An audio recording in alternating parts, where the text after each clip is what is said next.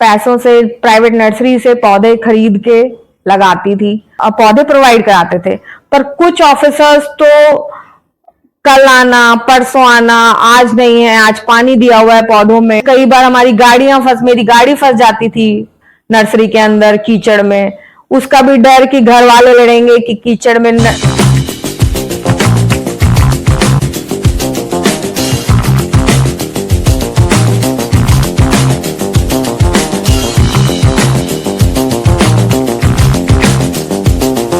नजर में एक बार फिर आप सबका स्वागत है।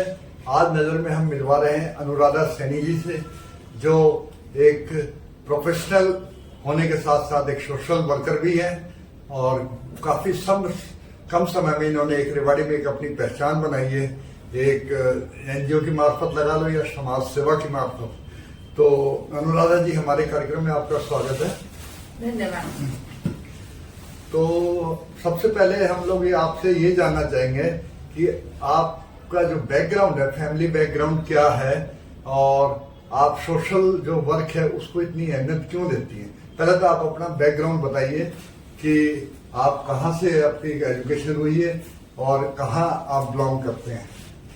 जी, मेरी एजुकेशन, जैसे मेरे पिताजी गवर्नमेंट जॉब में थे, मिनिस्ट्री ऑफ डिफेंस में, तो उनकी ट्रांसफर होती रहती थी। तो एजुकेशन तो कई जगह से हुई है और लास्ट मेरी 12th फरीदाबाद से हुई है, जहां मेरे पिताजी लास्ट पोस्टिंग के बाद वहां पे सेटल हो गए थे, वहां से हुई है। तो फरीदाबाद में आपका जो एजुकेशन बैकग्राउंड रहा वो क्या किसी सेंट्रल स्कूल से या कॉन्वेंट स्कूल से रहा? जी, ट्रांसफरेबल जॉब होने की वजह से हम लोग सेंट्रल स्कूल में ही पढ़े हैं और वहीं से हमारी पूरी एजुकेशन 12th तक हुई है। 12th के बाद पिताजी मिनिस्ट्री ऑफ डिफेंस में दिल्ली में पोस्टेड थे, तो वहीं पे ही मेरा भी दाखिला बीएससी एमएलटी में करा दिया गया था। तो बीएससी मैंने दिल्ली से की है। नहीं, अब जैसा कि हम दूसरे स्कूल की अगर हम कहीं केंद्रीय विद्यालय से हम कंपेयर करें तो जो सेंट्रल स्कूल है या केंद्रीय विद्यालय है वो एक तरह से ऑलराउंडर तैयार करता है। आप भी सेंट्रल स्कूल से पढ़े हुए 12th और मैंने भी एजुकेशन है जो स्कूल की वो भी सेंट्रल स्कूल से लिए। तो एक स्पेशल जो बाकी स्कूल होते हैं वो क्या है कि स्टडी की तरफ कंसंट्रेट करते हैं कि भाई मार्क आज 70% है तो कल 80% आना चाहिए, फिर 90 से वो आना चाहिए। लेकिन सेंट्रल स्कूल हमेशा एक अच्छा ऑलराउंडर देता आ रहा है कि हर फील्ड में वो है। शायद यही आपकी सोशल फील्ड का भावना रही हो। जी, हमेशा पिताजी को, माताजी को देखा है सोशल वर्क करते हुए। एक छोटी सी घटना थी कि पिताजी ट्रेन में जा रहे थे अपने ऑफिस के लिए दिल्ली, तो एक बच्चा जो नारियल बेच रहा था वो गिर गया और उसके सारे नारियल बिखर गए। तो पापा उसको घर लेके आए और उसको खिलाया पिलाया, और बल्कि माताजी मम्मी बोलती भी थी कि आप हमेशा सबको घर ले आते हो, ऐसे नहीं होता।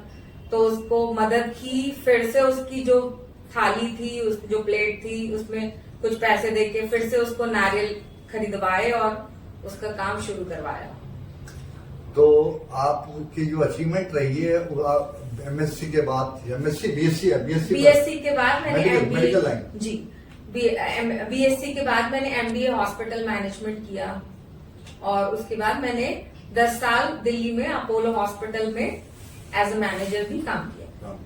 मतलब उसी बैकग्राउंड को देखते हुए आप यहाँ पुष्पांजलि में प्रेजेंटली एज ब्लड बैंक में? हाँ, मैं ब्लड बैंक में टेक्निकल सुपरवाइजर हूँ और पिछले 9 सालों से यहाँ रेवाड़ी में सेवा दे रहे हैं। नहीं, जैसा कि देखते हैं कि प्रोफेशनलिज्म में जो है, मान लो आप जॉब कर रहे हैं पुष्पांजलि में और इसके साथ साथ आपकी सोशल एक्टिविटीज भी टाइमली होती रहती हैं, तो क्या कभी उन्होंने इस तरह का ऑब्जेक्शन उठाया कि आप प्लांटेशन के लिए क्यों जा रही हैं या इससे हमारे सिस्टम पे डिस्टर्ब होता है, ऐसा कभी मैटर आया कभी आपके साथ? नहीं, मैंने दोनों चीजों को संभाल के किसी को कभी कहने का मौका ही नहीं दिया। प्लांटेशन हम लोग सुबह करते हैं, सुबह 6 से 8 बजे। ड्यूटी मेरी 9 बजे शुरू होती है। ड्यूटी शुरू होने से पहले प्लांटेशन खत्म करके हम ड्यूटी पे चले जाते हैं। हर एक व्यक्ति की कोई ना कोई एक्सपेक्टेशंस होती है कि मान लीजिए आज कोई बिजनेस में उतर रहा है तो उसकी एक्सपेक्टेशंस होगी मेरा बिजनेस राइज करे। तो आप सोशल एक्टिविटीज में इन्वॉल्व हैं, तो आपकी एम्बिशन क्या है कि इसमें किस मुकाम तक आप जाना चाहेंगे? मुकाम तो ये है कि रेवाड़ी हरा भरा हो जाए, ये हमारा अचीवमेंट रहेगा। और मेरे को तो ये है कि 2030 तक शायद ऐसी जगह ना बचे जहां प्लांट लगाने की स्पेस बची हो। हम चाहते हैं 2030 तक पूरा यहाँ पे जो भी है स्पेस खत्म हो जाए, सारे पेड़ लग चुके हों। तो आपकी सोशल एक्टिविटीज को देखते हुए आपको मौका भी मिला होगा, किसी राजनीतिक पार्टी ने आपको आमंत्रित भी करा होगा, जी हमें आपकी जरूरत है, आप हमारी पार्टी में आए, चाहे भारतीय जनता पार्टी की बात हो, चाहे कांग्रेस की हो, चाहे कोई और पार्टी की हो। तो उस वक्त आपने कैसे उसको क्या जवाब दिया कि भाई मैं राजनीतिक पार्टी में इस वजह से आना चाहती हूँ या इस वजह से नहीं आना चाहती हूँ, उस बारे में बताएंगे? देखिए, राजनीतिक पार्टीज हो या फिर और संस्थाएं हो, उनका जो भी प्लांटेशन का काम है उसमें हम लोग हेल्प कराएंगे। मान लीजिए कि पीएम मोदी जी ने जो एक पौधा मां के नाम ये अभियान चलाया हुआ है, तो भारतीय जनता पार्टी की तरफ से भी हम लोग उसमें सपोर्ट करते हैं। कोई पद के लिए, पद के लालच के लिए नहीं, हर संस्था के लिए प्लांटेशन में हेल्प करते हैं। तो इसके अलावा और कौन कौन से सोशल फील्ड्स में आप एक्टिव हैं?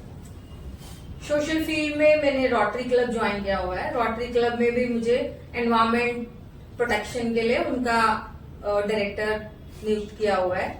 और अपनी टीम है हमारी अपना मन फाउंडेशन, जो रेवाड़ी में 8 जंगल लगा चुकी है और आगे भी लगाती रहेगी। जब आप सोशल एक्टिविटीज में इन्वॉल्व होते हैं, अपना समय उनको देते हैं, तो उससे कहीं फैमिली में किसी तरह की डिस्टर्बेंस कभी क्रिएट होती हो कि जैसे आपकी फैमिली नहीं चाह रही हो, आपके हस्बैंड नहीं चाह रहे हो कि आप इतना ज्यादा सोशली इन्वॉल्व हो, आप घर की तरफ ध्यान नहीं देते, ऐसी कभी सिचुएशन आई है? थोड़ा सा तो फर्क पड़ता ही है, टाइम तो कहीं ना कहीं नाराजगी थोड़ी बहुत रहती है, थोड़ी सी, ज्यादा नहीं, पर भगवान ने इतनी शक्ति दी कि दोनों चीजों को balance, work balance, family balance और सोशल वर्क, तीनों को बैलेंस करके चलना सीख लिया है मैंने। तीनों को बैलेंस करके सीख लिया जी। तो आप किसी भी कार्यक्रम में आप इन्वॉल्व होते हैं तो आपको कैसा महसूस होता है उस कार्यक्रम में जाने में? जो आपको सम्मान मिलता है, जो आपकी वैल्यू है, उसको इम्पोर्टेंस दी जाती है, तो उस बारे में? देखिए, किसी को भी रिकॉग्नाइज किया जाए तो अच्छा तो लगता ही है। तो मैं भी इंसान हूँ, मुझे भी अच्छा लगता है। लेकिन आपने पॉलिटिक्स से इतना दूर क्यों है? मतलब पॉलिटिक्स में आपको अवसर मिलते हैं तो आप क्यों नहीं जाना चाहते? पॉलिटिक्स ज्वाइन करने का ऐसा कोई मनाही भी नहीं है? मनाही भी नहीं है, पर काम करना है, सोशल वर्क करना है, तो वो चल रहा है। वो भी विदाउट एनी एक्सपेक्टेशंस कि मैं किसी भी, मुझे उससे कोई मतलब बैकअप नहीं लेना है, कहने का मतलब ये हो गया, और उसका एडवांटेज नहीं उठाना। हमेशा पिताजी कहा करते थे कि फायदे के लिए ना तो अपना इस्तेमाल होने दो और ना दूसरे का इस्तेमाल करो। बिना फायदे के जो काम किया जाता है वही असली सोशल वर्क है। फायदा नहीं उठाना है किसी भी चीज का। तो आज युवाओं में आप काफी जुड़े हुए हैं, यूथ के साथ काफी जुड़े हुए हैं, तो आप यूथ को क्या कहना चाहेंगे, खासकर फीमेल्स जो एक तरह से अपने आप को मतलब सोशल, आज की जो यूथ पीढ़ी, फीमेल्स ही नहीं मतलब यूथ पीढ़ी जो है वो सोशल एक्टिविटीज में कम इन्वॉल्व होती है, वो प्रोफेशनलिज्म में ज्यादा होती है कि भाई हमें अपना कैरियर बनाना है, हमें अपना ये करना है, जो मॉरल जो उनकी ड्यूटीज होती हैं उससे थोड़ा भागती हैं। तो उनके बारे में क्या कहना चाहेंगे? सभी लड़कियों को मैं ये कहना चाहूंगी कि पढ़ें, पढ़ाई करें, उसके बाद प्रोफेशन जो चूज करें अपनी पसंद से करें, पर कुछ टाइम देश के लिए भी निकाल लें, अपनी सोसाइटी के लिए जरूर से निकाल लें, वही चाहते हैं। महिलाओं को लेके, वुमेन एम्पावरमेंट को लेके काफी बातें होती रही हैं कि तो एक तरफ तो कहते हैं कि महिलाओं को पुरुषों के समान अधिकार मिलने चाहिए, और दूसरी बात आती है कि उनके विशेष अधिकार मिलने चाहिए। आप किसको फेवर करेंगे, समान अधिकार को या विशेष अधिकार को? समान अधिकार तो ठीक है, विशेष अधिकार और समान अधिकार दोनों की बात हो रही है ना, कि उनको महिलाओं को विशेष रिगार्ड दिया जाना चाहिए, विशेष अधिकार उनको, जैसे अभी मोदी गवर्नमेंट कर रही है महिलाओं के लिए 2100 रुपए यहाँ से मतलब अभी जो लाडो योजना है उसमें दी जा रही, तो कहीं ये पक्षपात आने वाले चीज को खराब नहीं करेगा? पक्षपात नहीं, फीमेल्स को, लेडीज को पहले बहुत दबाया गया है, उनको सिर्फ घर के काम करने हैं, बच्चों का ध्यान रखना है, अपने पिताजी बुजुर्गों का ध्यान रखना है, तो फाइनेंशियली थोड़ा सा इंडिपेंडेंट बनाने के लिए विशेष अधिकार दिए जा रहे हैं, वो सही है। लेकिन उसका एक इफेक्ट ये भी तो पड़ रहा है कि अभी पिछले 2-2.5 सालों से आप देखिए कि जो महिलाएं वो पुरुषों से भी 2 कदम ऊपर चली गई हैं। कहीं नीले ड्रम में अपने पति की लाश नीले ड्रम में पाई जाती है, कहीं कहीं उसमें पहाड़ से गिरा दिया जाता है। तो इस तरह की जो वारदात हो रही है, तो उनके बारे में आप क्या कहना चाहते हैं? ठीक है, जागृति जरूरत से ज्यादा आ गई महिलाओं में। नहीं, आप ये सोचेंगे कि नीले ड्रम, आप ये समझिए कि नीले ड्रम में जो लाश मिली है पति की, उस फीमेल ने, उस औरत ने अकेले तो नहीं की हो, किसी का तो साथ लिया है उसने, तो वो साथ तो आदमी ने ही दिया है। अकेले आप भी समझिए इतनी सक्षम नहीं है कि वो किसी को काट के 20 टुकड़े करके और ड्रम में करे। तो आप ये पहलू भी देखिए जरा। इसका मतलब मानसिक रूप से महिला कमजोर थी जिसने ये इस हादसे को अंजाम दिया, कि दूसरे के कहने पे बहकाई में आ गई, अपने पति का ध्यान ना करते हुए अपने प्रेमी का ध्यान करा, उसकी बात मानी। आप समझ सकते हैं बिल्कुल बिल्कुल सर, लेकिन वो अकेले नहीं कर सकती थी, अकेले नहीं कर सकती थी।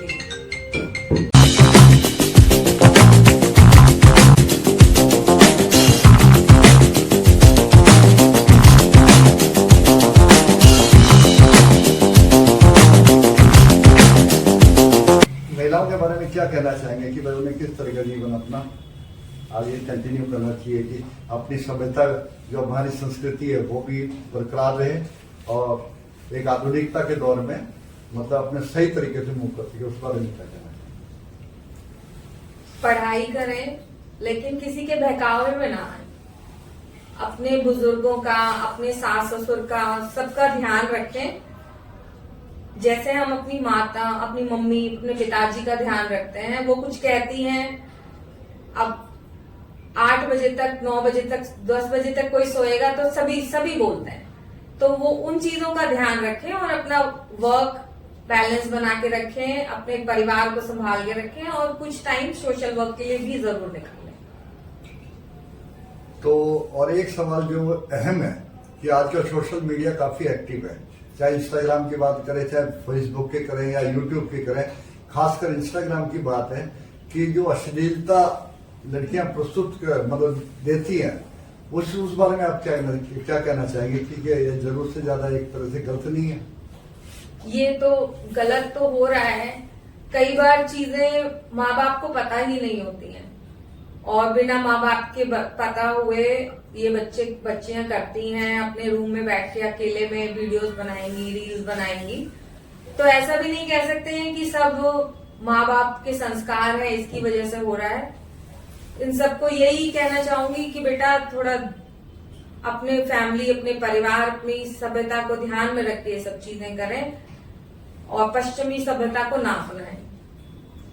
तो एक पश्चिमी सभ्यता जो हमारे समाज पे एक तरह से हावी हो रही है, इसके लिए आप किसको जिम्मेवार ठहराते हैं?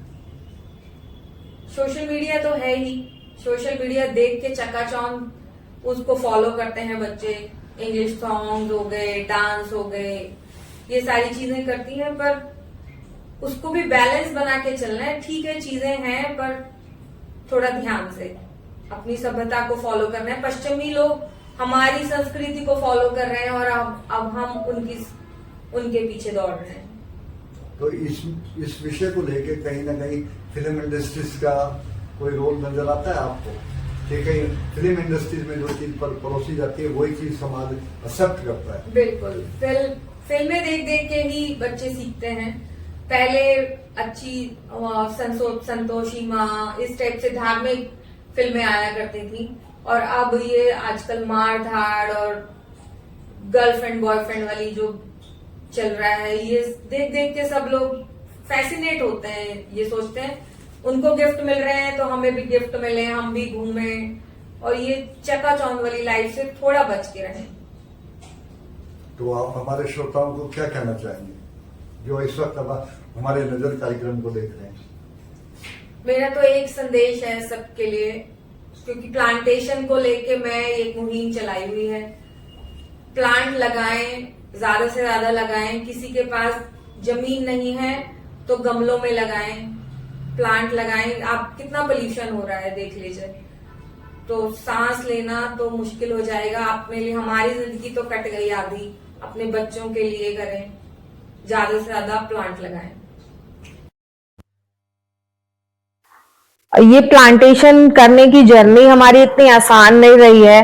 पहले तो हम लोग खुद, हमारी टीम पैसों से प्राइवेट नर्सरी से पौधे खरीद के लगाती थी। उसके बाद हमें पता चला कि गवर्नमेंट नर्सरी में भी बहुत अच्छे प्लांट मिलते हैं, तो हम लोग वहां पे जाने लगे। कुछ ऑफिसर्स तो बहुत सपोर्ट करते थे कि आप लोग अपनी नौकरी, अपना परिवार का टाइम निकाल के ये प्लांटेशन काम कर रहे हैं, तो वो हमें पौधे प्रोवाइड कराते थे। पर कुछ ऑफिसर्स तो कल आना, परसों आना, आज नहीं है, आज पानी दिया हुआ है पौधों में, आज ये परसों आना। फिर कई बार हमारी मेरी गाड़ी फंस जाती थी नर्सरी के अंदर कीचड़ में, उसका भी डर कि घर वाले लड़ेंगे कि कीचड़ में पूरी गाड़ी फंस गई है। ये स्ट्रगल रहा हमारा, पर अब गवर्नमेंट बहुत सपोर्ट कर रही है। बहुत अच्छे अच्छे ऑफिसर्स आ गए हैं जो हमें खुद फोन करके बोलते हैं, जी प्लांट लेके जाइए और जितना हो सके प्लांट लगवाइए, और हम लोग लगा रहे हैं। आप किसी को भी हमारी जरूरत हो, आप कोई गाइडेंस की जरूरत हो, तो आप हमसे संपर्क कर सकते हैं। तो आपको कभी विशेष कोई पुरस्कार मिला है किसी भी फील्ड में, चाहे सोशल हो, चाहे एजुकेशनल हो, चाहे कोई प्रोफेशन के हिसाब से कहीं विशेष आपको कोई सम्मान मिला हो? सम्मान तो शीट्स तो बहुत है घर पे इकट्ठी हो रही है तो थोड़ा सा बताएंगे उसके बारे में। सम्मान आप मतलब मैं समझी नहीं। सम्मान आप सबका सम्मान ही है, जो मैं यहाँ पे बैठी हूँ ये आप सम्मान ही है, जो आप मुझे यहाँ पे आपने मुझे बुलाया है, ये सम्मान ही है। और ऐसा नहीं है कि कोई सर्टिफिकेट मिलेगा तभी किसी चीज की रिकग्निशन होगी। जब हम अपने लगाए हुए पौधों को देखते हैं और वहां से किसी को पौधे हमने दिए और वो वहां से फल देते हैं हमें, तो वो भी एक सम्मान ही है। अभी हॉस्पिटल में हमारे बहुत लोगों के पास प्लॉट हैं, खेत हैं, तो बहुत सारे लोगों के बाग बन गए हैं। जब वो फ्रूट्स घर पे देके जाते हैं तो वो भी एक सम्मान ही है। तो यानी आप पब्लिक से बिल्कुल पूरी तरह संतुष्ट है कि अगर मैं पब्लिक के लिए कुछ करूँ तो पब्लिक भी मुझे रिवर्ट बैक कर रही है, उसी तरह का मेरे को रिस्पॉन्स दे रही है? बिल्कुल बिल्कुल, बहुत अच्छा रिस्पॉन्स है, बहुत ही अच्छा रिस्पॉन्स है। और सब लोग बहुत सम्मान करते हैं और पौधे भी लगाते हैं। फोन भी आते हैं कि उनको हमारी जरूरत होती है तो हम हेल्प करते हैं वहां पे। आपका हमारे कार्यक्रम में आने के लिए धन्यवाद। फिर अगले एपिसोड में फिर मिलते हैं। आज अनुराधा सैनी जी से बस इतना ही। नमस्कार। नमस्कार।